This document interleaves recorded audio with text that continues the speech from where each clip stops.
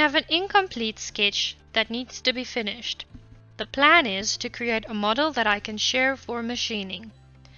I'm going to complete this by adding in the missing line. Now, there is a missing dimension that I will need to add. Because I'm going to revolve this item, I would prefer to have all my dimensions displayed in the diameter form. To achieve this with only half of the model, you can do the following.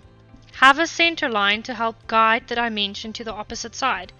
Start the dimension tool, select the start point, the line you want to start to measure from, then select your center line.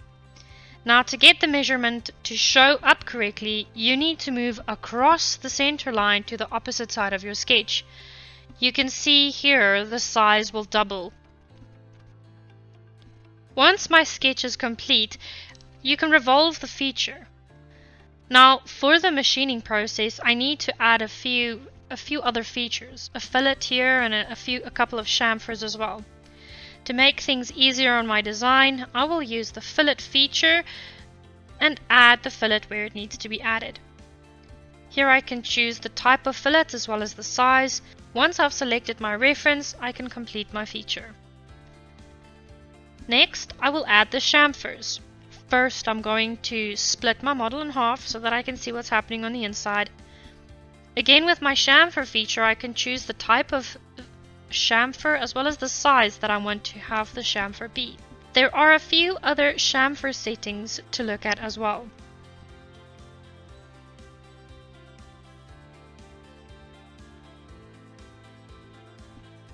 After choosing all the correct edges, as you can see, I've got edges on the outside and an edge on the inside. I'm going to complete the feature.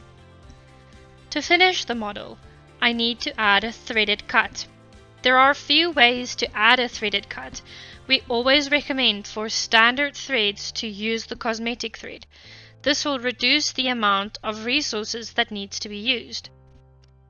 If you absolutely have to see the thread on the model, where the cut is physically visible, you can use the thread tool. Here you have a couple of settings to control what this would look like.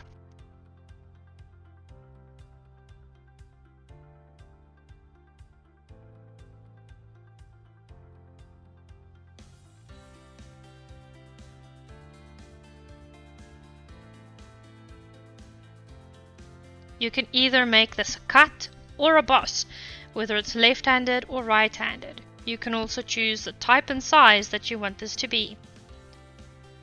Once I am happy with the type of thread, I can complete the feature. This, however, will add a lot of unnecessary detail to the model. So, I would only do this in cases where it's absolutely necessary and if it's a special cut. If I want to continue working on this design, I am going to suppress the last 3 features. That's my thread, chamfer, and fillet. This will improve my component reliability as well as SOLIDWORKS' performance. There are other ways to create helical cuts or bosses. We will have a look at those in another video. Thank you for joining this session.